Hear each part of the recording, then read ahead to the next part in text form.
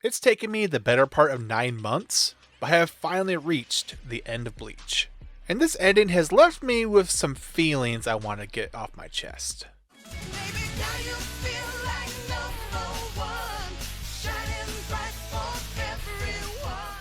So I read chapters 612 to 686, which is volumes 68 through 74. And we pick up with Yuha killing the Soul King.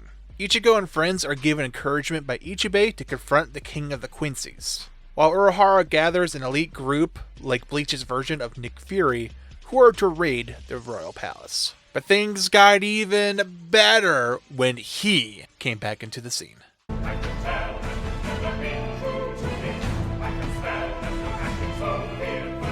So while I may have felt down after reading the previous chunk of this arc, I'm not gonna lie, I was super pumped up and ready to go after this. What I think I'm going to do now is I'm gonna highlight certain scenes and talk about what I did and did not like about them. First up, we have Yuha recreating his domain. While I do admire Ichigo trying to stop Yuha, it was pretty funny to watch him get smacked around so easily. The most standout moment for me though was when Ukitake unleashed that entity that was inside of him to anchor the Soul King into our world a little bit longer. There was just something about this panel here with Ukitake puking out the stuff that, I don't know, it left me pretty disturbed.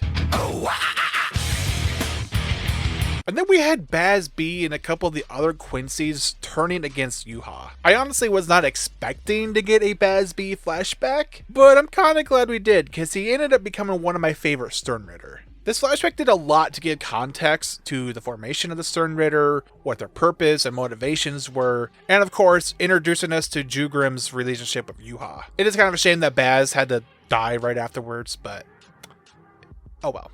And now, I feel like an apology is in order. In my last video, I was giving Mayuri a hard time. And while I do stand by most of what I said, I am happy to say that Mayuri's fight in this arc with Pernita was a much more enjoyable experience. Like, just the idea, the concept behind having a hand as a villain was very funny to me. And it's not just any hand, but apparently it's one of the Soul Kings. And so the fight itself was actually pretty interesting because this is not a scenario where Mayuri just already knows everything that his opponent can do. When the Mad Doctor has to actually adapt on the fly and try to figure things out along with the reader, that's when I think he's at his best. Then we get Nemu jumping in to help save Mayuri, which I found to be pretty surprising. Throughout this whole series, she's been such a nothing character to me. Like, I've had no feelings towards her whatsoever. But surprisingly, her sacrifice did land for me. I like the backstory we got for her for being an artificial Soul Reaper or a clone or something. And how she was like the only thing that kept Mayuri, I won't say human, but kept them grounded. It gave them something to be emotionally attached to. Also, I just want to point out that Toshiro is alive, and I was completely right to not buy into the fake out death we got for him. Now let's move into Shunsui versus Lilibaro. Not gonna lie, I was not a particular fan of this fight. The first part of it with Shunsui using the red light, green light type of game was straightforward enough for me. I do like Shunsui's playfulness and how him going up against a very serious opponent was a good contrast. Things started to get a little out of hand though once Shunsui pulled out his Bankai. I will say that conceptually, it's a cool Bankai. I like the idea behind it being this like stage play with different acts and how his relationship with the Zanpakuto kind of mirrors what's going on in his story. But unfortunately, like what the actual different acts of the Bankai do feel very disjointed. Like there's no good flow from what part 1 does to part 2. It feels like it's just 4 random abilities that were duct taped together. Now, as far as Lilibaro goes,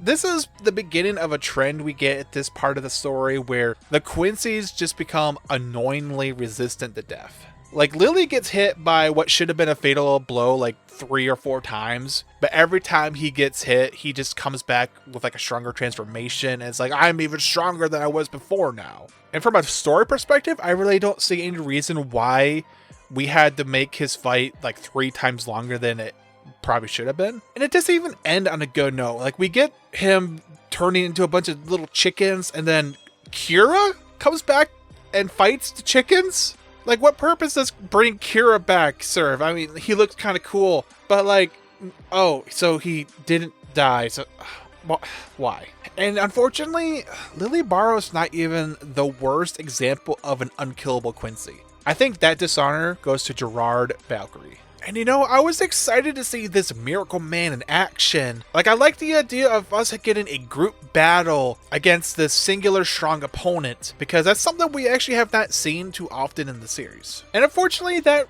doesn't really happen. Like, we get a bunch of really cool moments throughout the fight, but they are pretty much always undercut immediately afterward by Gerard's ability bringing him back to life stronger than before. Byakuya beheading him brutally? Nah, just kidding, he's still alive. Attack team combo attacks from multiple Soul Reapers and Visored? Not very effective. We get my boy Kenpachi using Bankai for the first time? Forget about it, it doesn't actually really do anything. We even get Toshiro unlocking his like true Bankai, or the final form of his Bankai, whatever, where he becomes an adult.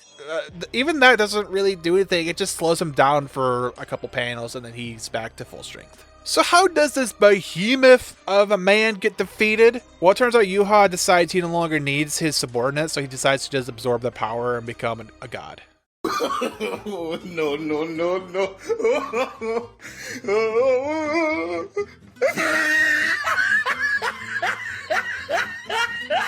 Like, you mean to tell me that we had this fight with Gerard go on for 33 chapters, and this is how it ends? That was so anticlimactic. And then next up, we have the fight with Askin Naklevar versus a bunch of different people. Like, first, he's fighting Grimjow. Oh, and by the way, Grimjow's back in the story. I don't know if I mentioned that.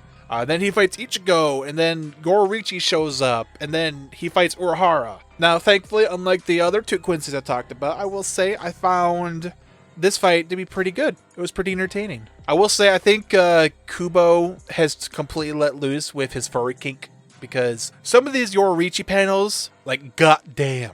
Oh, but then Urahara steps up to the plate, and I have been waiting to see this man's Bankai almost the entire series, and I don't think it disappoints. Now, while Askin does have the similar quality that these other Quincy's have of being just very resistant to dying, I think it works better in his case because he's more of a comedic character. So him getting hit with these absurdly powerful looking moves and then still getting back up, shaking it off like nothing happened, it works a lot better tonally. Alright, let's talk about Uryu for a second. While I guess he was technically instrumental in Yuha's defeat, his whole plotline feels very unnecessary. So it turns out my original suspicion was correct. He was going to sabotage the Quincy's. It turns out that his plan gets found out by Jugram and nullified before he's actually able to do anything about it. So then we just end up having Uryu and Jugram kind of like talk about their ideals for a little bit, with Uryu proudly declaring that he fights for his friends and that's why he will not embrace the Quincy's. Which, I mean, that's fine, I guess, but I feel like we have already treaded this ground with Uryu in the past. Like, has he not already gone through an arc where he has to choose his friends over his Quincy heritage? But then we get the part where like his dad shows up and it's like, here, I made an arrowhead from the silver in your mother's body from when she was killed by Yuha. Which, I mean, in theory, I like the idea that Uryu siding against the Quincy's is what's going to help Ichigo defeat Yuha. Oh, spoiler, by the way, Yuha does get defeated. But just like the random out of left field introduction of this silver arrowhead feel so random. Like, was it mentioned earlier in the story that there's silver that forms in people's bodies when they're killed in the way that Yuha kills them? Like, I don't remember that at all. Also, like, why does this special silver like stop Yuha's powers from working temporarily? Like, that I don't understand. And you know what? Since we're already kind of talking about Yuha's downfall, let's go ahead and talk about Yuha versus Ichigo. And to say that I was underwhelmed, that would be an accurate statement. It starts off fine enough with Yuha with his ugly black goop form that I don't like, but you know what? They trade blows for a little bit, and that's fun. And then Ichigo starts talking about discovering his true self and how he is going to find the balance between all his different sides and unlock his true Bankai, Tensa Zangetsu. I'm like, awesome. This is incredible. I've been waiting for this the entire series. It's beautiful. It looks great. And then it's a shame that Yuha just uses his future powers to break Ichigo's Zanpakuto and make it so Ichigo can't fight back. I'm like, alright, I'm a little bit of blue balls, but it's fine. Because we get our man Tsukishima showing back up from the Fullbring arc, using his power to undo what Yuha just did. I found that to be a really awesome callback. So Ichigo gets back up, he goes through the portal. Now with his Zanpakuto fix, Ichigo can...